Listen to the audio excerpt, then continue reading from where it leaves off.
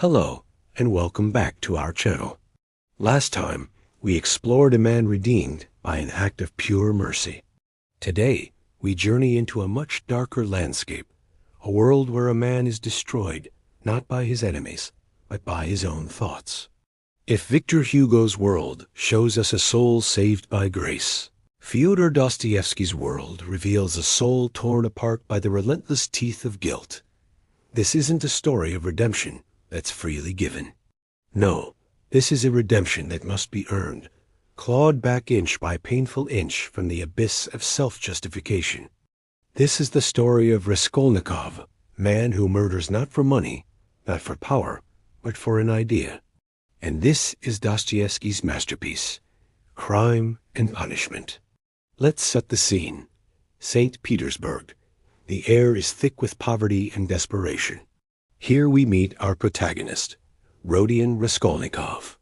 He's a former student, brilliant, but also feverish, starving and trapped in a tiny, coffin-like room. But it's not his physical confinement that's the real prison. It's his mind. Raskolnikov is obsessed with a dangerous idea. He has a theory that humanity is divided into two distinct categories, the ordinary and the extraordinary. The ordinary are the masses, the sheep, who must live in obedience and follow the law. But the extraordinary? They are the great men, the Napoleons of the world.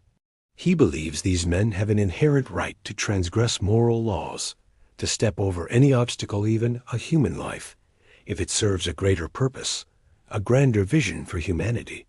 He asks himself, if Napoleon could justify the slaughter of thousands for the sake of an empire, why can't a brilliant student kill a single, useless old pawnbroker for the benefit of mankind?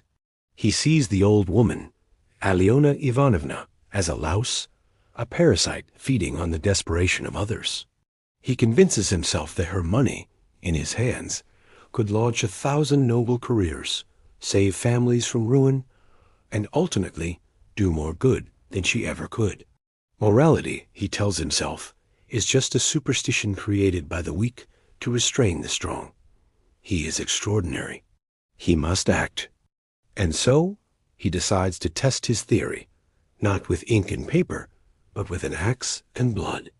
Picture a sweltering summer afternoon in the city. The heat is oppressive. The smells are overwhelming. Raskolnikov, his heart a frantic drum against his ribs, climbs the stairs to the pawnbroker's apartment. Every sound is magnified. Every creak of a floorboard, every distant footstep becomes an unbearable screech in his ears. The air itself seems to thicken, suffocating him. His vision narrows to a single point of focus. The door opens. And then, in a terrifying flash of steel, his philosophy becomes murder. But in the very instant after the axe falls, he discovers a terrible, shattering truth. An idea, a theory, can justify anything in the abstract world of the mind. But it offers no defense, no shield, against the raw, visceral scream of the human heart. He didn't just kill the pawnbroker. He took a second life, her gentle sister Lizaveta, who stumbled upon the horrific scene. His perfect crime, his clean, intellectual experiment, is immediately smeared with the blood of an innocent. And in that moment, the punishment begins. From that second on, Raskolnikov begins to decay from the inside out. The police don't need to find him. His own conscience has already arrested him, tried him, and sentenced him. His physical sickness, his fever and delirium, are just symptoms of a deeper spiritual rot. The very reason and logic he prided himself on now turn against him, becoming instruments of torture. He wanders the streets of St. Petersburg like a ghost, a specter trapped between the suffocating arrogance of his theory and the crushing weight of his guilt. He tries to cling to his idea, to tell himself he was right, that he is a Napoleon. But his actions betray him. He gives his last coins to a struggling family. He's tormented by the sight of suffering. He faints at the police station, just hearing a discussion of the crime. He thought he had proven his theory of the extraordinary man. Instead, all he has proven is that a human being cannot live by reason alone, that we cannot sever ourselves from our shared humanity, from our capacity for love and connection, without utterly destroying ourselves. Into this psychological vortex steps a ray of light, though it comes from the most unlikely of places. Enter Sonia Marmeladova. She's a young woman forced into prostitution to support her starving family. By all accounts, her life is one of utter degradation. Yet, she is the most spiritually whole character in the entire novel. She lives in abject poverty, but her soul remains pristine, held together by an unshakable childlike faith in God. In her small candlelit room, she reads the story of Lazarus to the murderer Raskolnikov.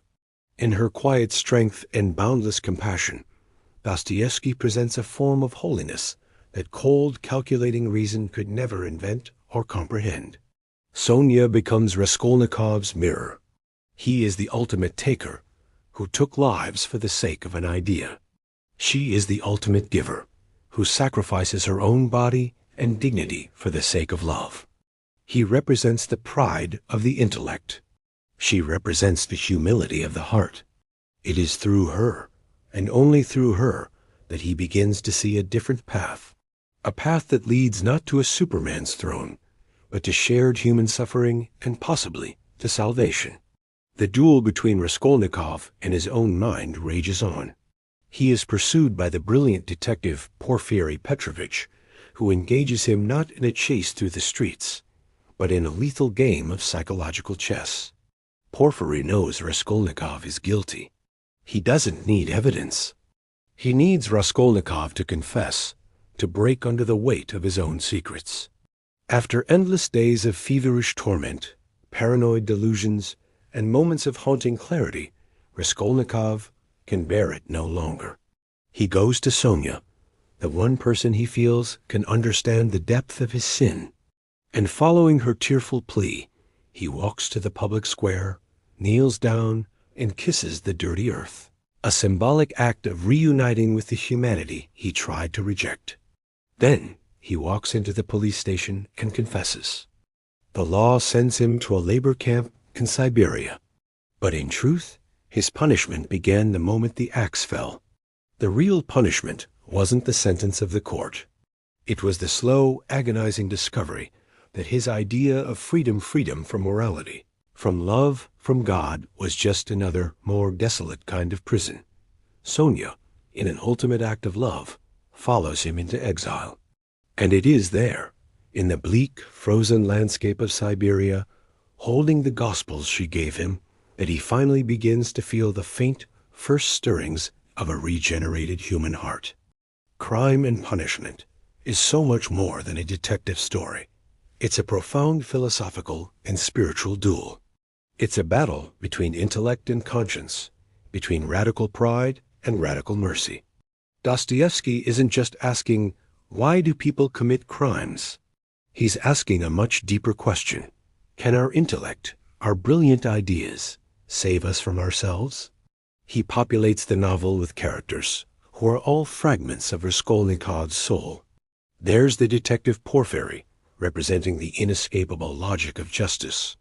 There's Svidrigailov, a wealthy and depraved man who shows what a life truly free from all moral constraints actually looks like, a life of empty, soul-crushing boredom that ends in despair. And then there's Sonia, the unwavering voice of grace and hope. In the end, Dostoevsky's answer is a resounding no. Thought alone cannot save us. If Jean Valjean in Les Miserables was redeemed by another's kindness, Raskolnikov is redeemed by embracing his own suffering.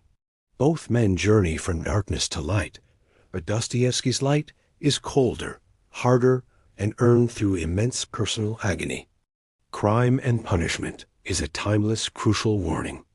It teaches us that the intellect, for all its power, cannot bear the weight of a human soul on its own, and that true freedom begins not when we believe we are extraordinary enough to defy morality, but when we are humble enough to finally accept our profound, inescapable need for it. Thank you so much for joining me on this deep dive. What are your thoughts on Raskolnikov's theory? Let me know down in the comments. And if you enjoy exploring the great books and big ideas that shape our world, be sure to hit that subscribe button and ring the bell so you don't miss our next video.